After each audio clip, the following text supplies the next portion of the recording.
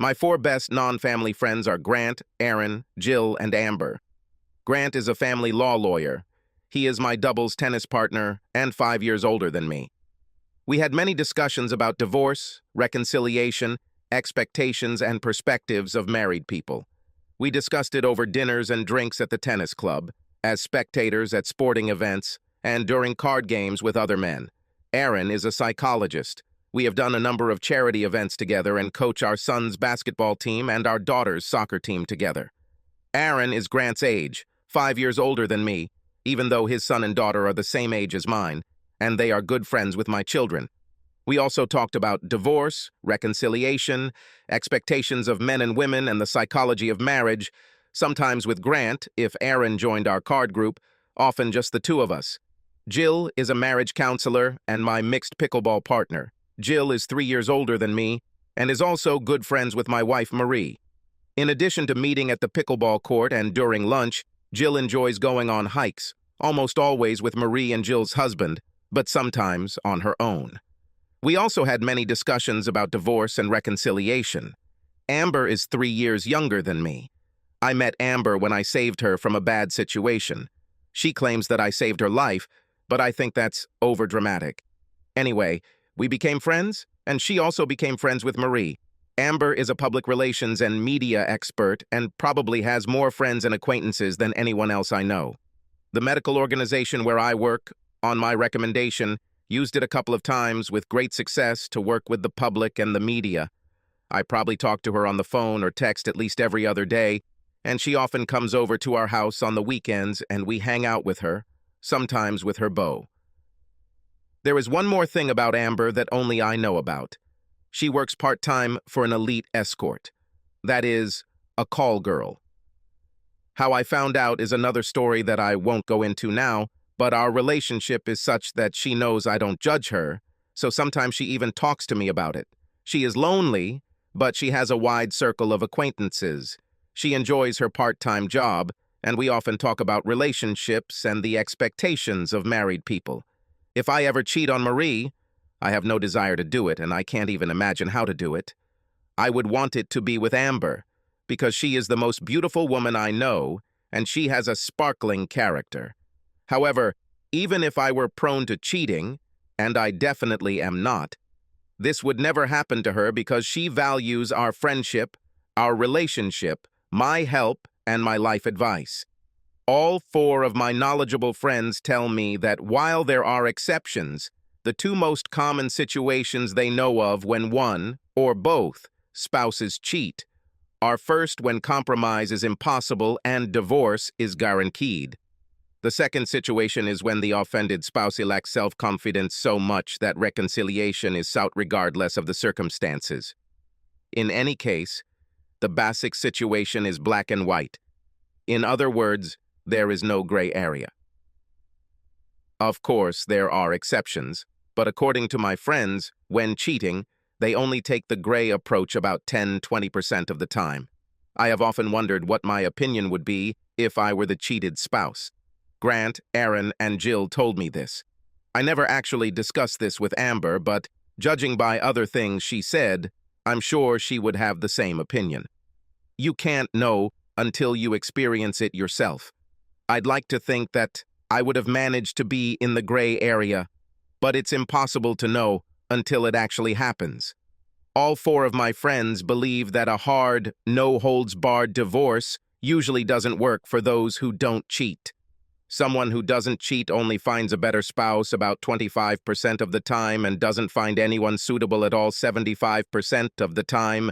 A cheater usually does not have a future life full of regrets and debauchery, as an honest spouse would like to believe, but in 75% of cases, he does not succeed.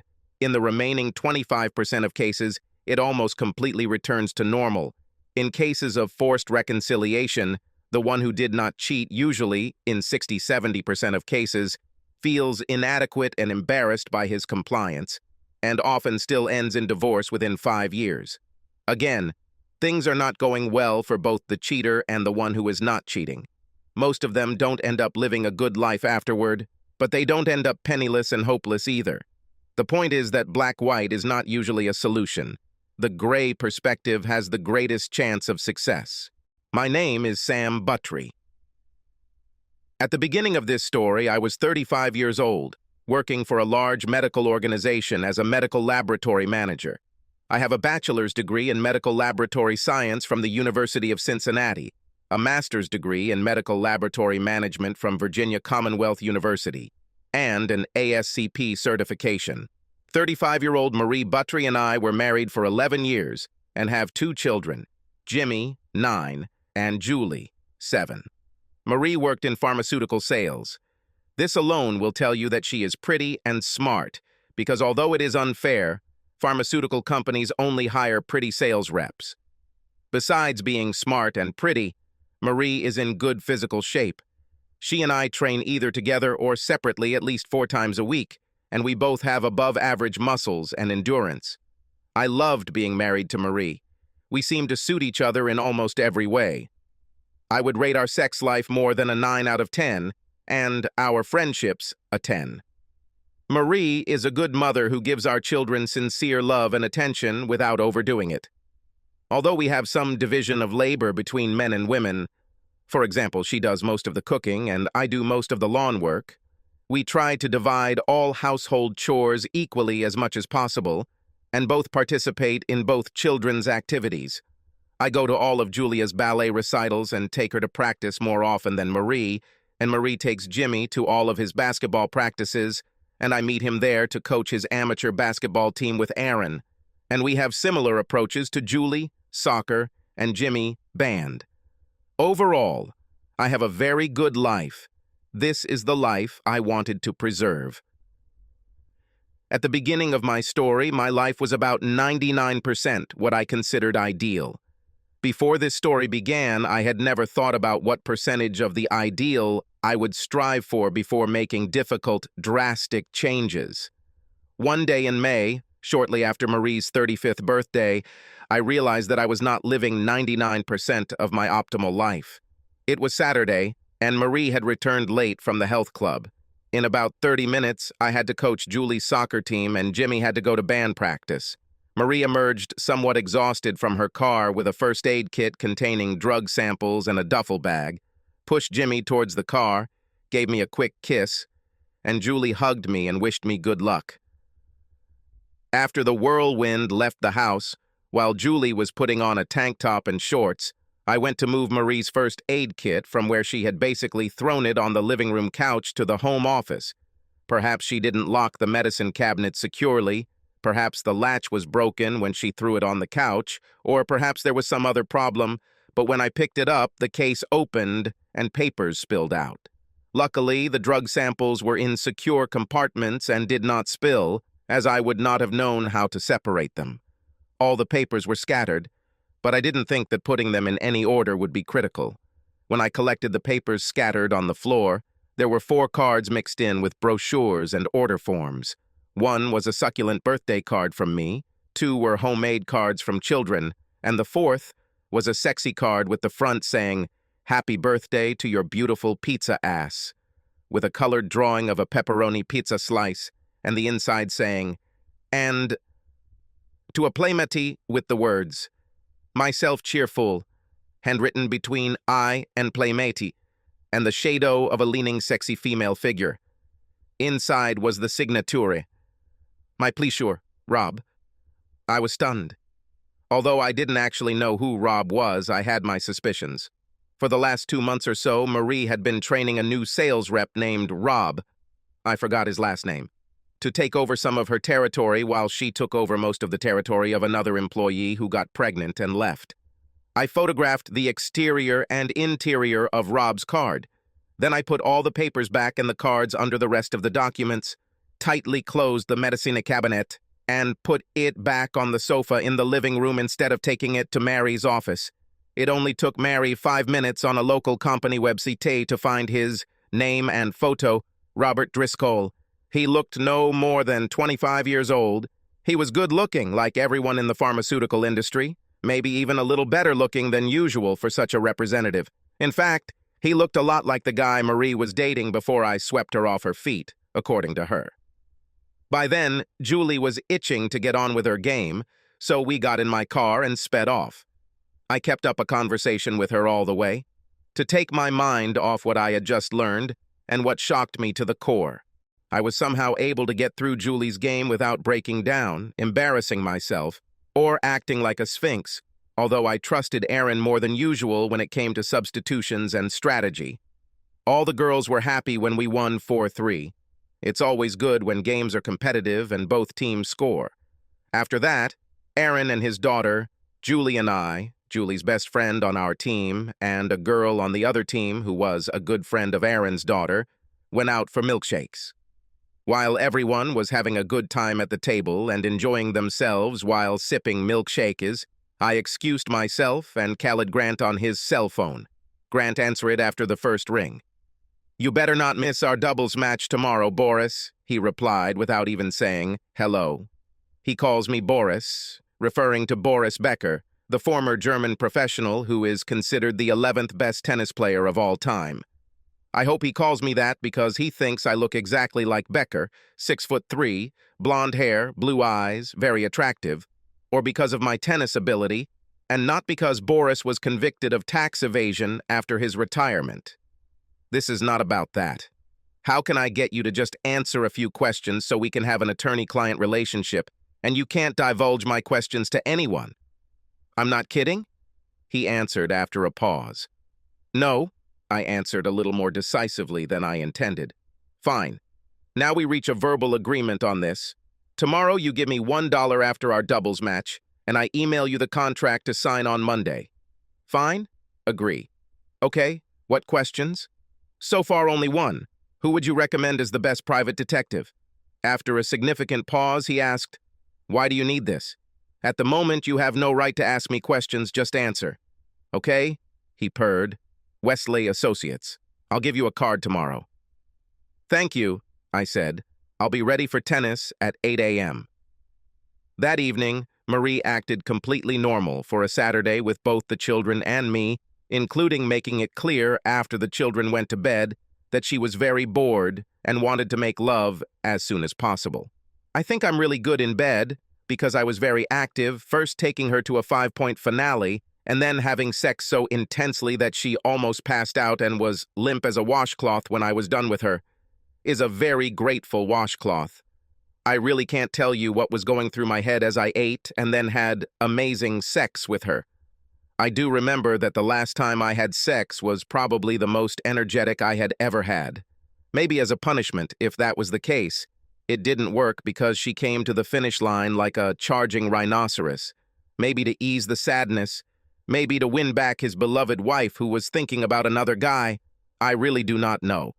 The next morning, I almost slept through the first set of doubles tennis. I came to my senses during the second set and actually played my most aggressive tennis in years, hitting the ball like it was Rob Driscoll's head, and Grant and I beat a good team 2-6, 6-3, 6-1. Grant actually gave me a Wesley Associates card, and I gave him $1.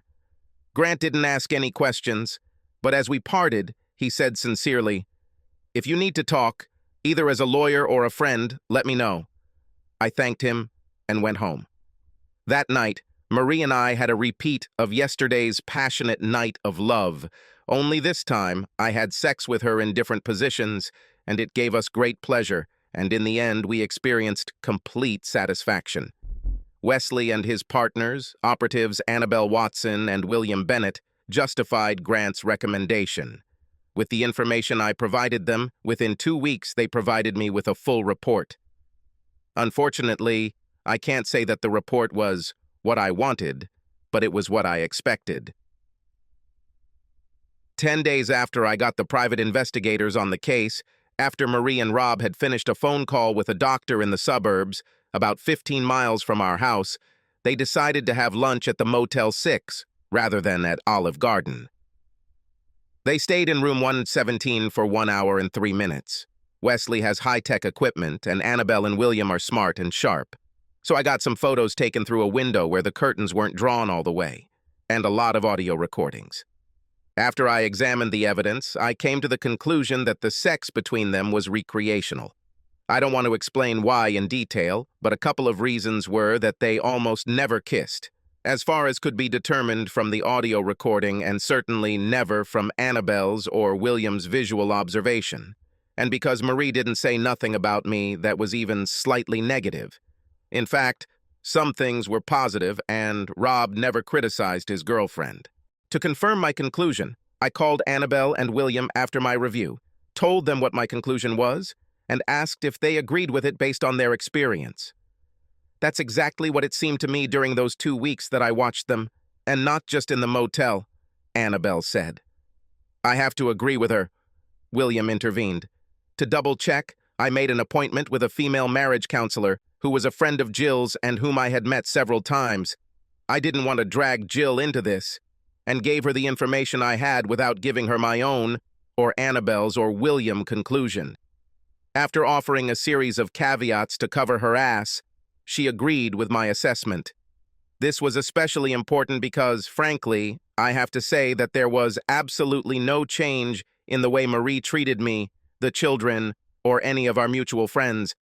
Now that I had the necessary information, the question arose, what to do?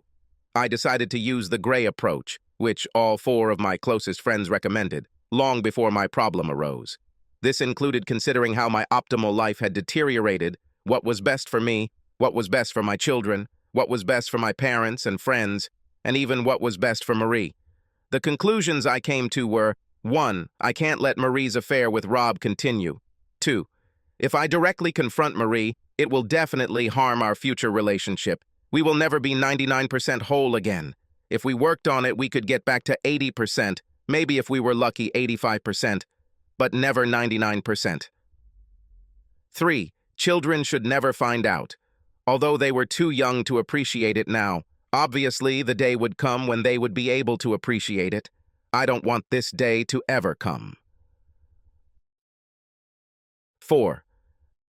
I don't want to hurt Marie physically, emotionally, or mentally, except that I want her to wallow in doubt and worry for a long time that I might find out, even if I never meet her face to face. 5. I want Rob to pay. I had an instinctive caveman reaction to him. What I really wanted to do, although nothing good would ever come of it, was beat the crap out of him. I wanted to discourage him from having sex with my wife with a couple of quick kicks with steel-toed boots, like in some online fantasies. But I knew it had to be more subtle, but lasting. This couldn't entail telling his girlfriend because then Marie would eventually find out. 6. If I can get revenge on Rob, if I can plant a seed of doubt in Marie without ever confronting her or blaming her so that she never knows for sure, then I can hope that my life will eventually return to the 90% or more optimal, and 100% for children. 7.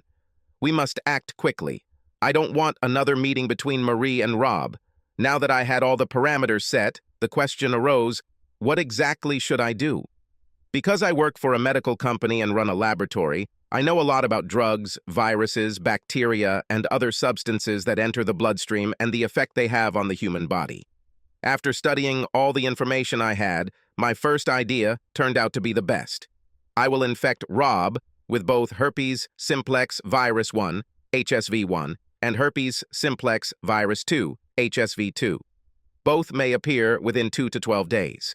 If a particularly virulent strain of HSV1 is used, it can be said with almost certainty that it will appear externally within 2 to 4 days.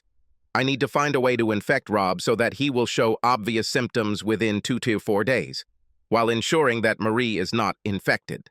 I hired Annabelle and William again to carefully study Rob and try to find a way to make sure that Marie had no chance of getting infected from him before he showed obvious symptoms. Marie knows enough about medicine to easily recognize HSV1 and will avoid Rob like the plague and will undoubtedly be nervous. As it turned out, everything worked almost perfectly. The only thing that didn't work was that I couldn't stop Marie and Rob from having one more and final fun sex session. They had a meeting 13 days after the one that Annabelle and William witnessed. This time it was on a Tuesday in the suburbs at the Holiday Inn Express, room 142. They were in the room for 57 minutes, and there was good sound, but only 2 grainy photos. The audio recording, in fact, was no different from the first one, and did not contradict my conclusion about recreational sex. On Thursday, after this meeting, Rob was in the locker room of the establishment where he played squash. An out-of-town operative whom I had arranged and paid for online and whom I had never met in person came across Rob in the locker room and injected him with a high concentration of HSV-1 and HSV-2. I arranged the day so that Marie would have to stay home that Friday. She was almost finished teaching Rob, and he could handle the work himself. I also lied about winning a contest to go to Las Vegas, which surprised Marie. Marie and I had a surprise vacation scheduled for Saturday through Wednesday of the following week. She didn't see or contact Rob on the weekends. To make the vacation possible, I had already made arrangements with Marie's secretary to move Marie's appointments from Monday to Wednesday, and for her parents and mine to take turns looking after the children, taking them to weekend activities and to school and back on weekdays. The short trip to Vegas had the added benefit of improving Marie and I's sexual compatibility, which had been lacking to begin with, although I was still having trouble clearing my mind of her relationship with Rob. I wanted to give her the best sexual experience of her life, so I bought some little blue pills. In the 4 nights and 5 days we were in Vegas, Marie and I made more love than in any week before in our lives. This even included me having sex several times in different positions, even things that we had never even discussed before, and things that she didn't want to try in Vegas, but that she ended up liking once she recovered from her fainting spell. Marie left for work Thursday morning after our trip to Vegas, happier than I've ever seen her. She returned on Thursday evening, nervous and sullen. Of course I knew why. She saw the outbreak of herpes on Rob's face. Annabelle took a couple of nice photos for me. For the next week, Marie looked like a long-tailed cat in a rocking chair factory. It was clear that she had taken a blood test, obviously not at my lab, although that's where Rob had his test, and was waiting for the results. Through subtle questioning, as well as bugging her phone, I determined that she was no longer in a relationship with Rob, and indeed he had been fired. I guess the drug company doesn't like their sales reps walking around with herpes on their faces. Apparently, Rob recognized the symptoms as soon as he had his first attack and started treatment immediately, so maybe it won't ruin his life forever. One way or another, I don't care. You can name the day when Marie received negative tests. It was Wednesday, a week after our trip to Vegas. She looked like the happiest person in the world. She attacked me that night. She had previously been begging for sex ever since we got back from Vegas, first complaining of sexual fatigue from our sex dates there, and then of a disease she didn't want me to catch from. Why did she even sleep in the guest room? On Wednesday, she looked like a bitch in heat as she rode me like a champion cowgirl. For the next 2 weeks, I quietly tormented her, allowing her to overhear conversations about someone being fired from her office for having herpes. She didn't ask how I knew, although she didn't tell me, but it was my lab that ran Rob's blood tests. Over the course of several weeks, she would sometimes look at me strangely, wondering what I knew, but it never affected her actions. In fact, she seemed to be making an effort to be even more affectionate and sexually available than usual. You may be wondering how I spent the money without Marie finding out. Between private investigators, an out-of-town operative, a trip to Vegas I supposedly won, and many other unforeseen expenses, it cost me over $25,000. I borrowed money from Amber, with an agreement to pay it back gradually over 30 months. However, there was one caveat before Amber lent me the money. She wanted to know why and promised never to tell anyone about it. I trusted her, especially since she still had the belief that I saved her life. Although in my estimation this was an exaggeration, what I got her out of was a serious, risky business, but nothing more. So I told her. I tried to tell her just the basics, but in the end, she got the whole story out of me. I also told Amber that I might give up on Marie once the kids went off to college, if I couldn't completely forgive and forget her affair. Amber placed $25,000 cash in front of me and said, "That's the problem. You get them back gradually over 30 months, but that's not all. By the time Julie goes to college, 11 years from now, I will have quit my part-time job early. If you give up on Marie, you and I will become a couple to see if we can be compatible in the long run. Agree? I couldn't believe what she just said. This meant that she had subtle feelings for me. And although she would never try to break up my marriage, if she did, she wanted to try to be with me. But you are younger than me and can get married earlier, I muttered. Younger doesn't mean anything. The chances of me marrying someone other than you are slim. But if that happens, we'll reconsider everything then. So, is this a deal? Or should I put that money back under the mattress? After a pause, I said, deal. Then Amber kissed me on the lips for the first time in my life. It wasn't an easy kiss. It was the kiss that turned off the fire alarm. My knees went weak after she interrupted him. This won't happen again until Julie goes to college, she grinned, then stuffed some of the cash into my pants. While I was all excited and she clearly felt it and smiled, left the rest of the money on the table and leisurely walked out. It's been 8 years since Rob got herpes and Marie found religion, so to speak. I now truly believe that I have over 90% of my optimal life, and I am very glad, especially considering how well my children are doing, that I took the gray, also known as weighted, approach rather than the black one, or white. Sometimes I almost wish I had given Rob herpes and gotten him fired. Almost. The reason I ultimately don't feel guilty is because if I hadn't done something about Marie's recreational sex with Rob, I would never have been able to psychologically accept the gray approach. Will I give up Marie once Julie goes to college? At the moment, I can't say. I know Amber stays in the background. Of course, I paid her back the loan in less than 30 months and gave her a diamond bracelet after the last payment. Since then, I have never seen her without a bracelet. Just 2 days ago, while we were hiking with a group, including Marie, Amber, and I fell behind the others, and Amber said to me, "In case you're wondering, I quit my part-time job." I smiled at her. She smiled back. "Only 3 years left before Julie goes to college," she chuckled. Then I received the second hot kiss of my life from her, and we quickly caught up with the others. Subscribe to our channel so that your second chaff doesn't cheat on you, and go ahead and listen to the next story, because this story is nothing compared to the next one. If you're under 18, don't even think about listening to the next one.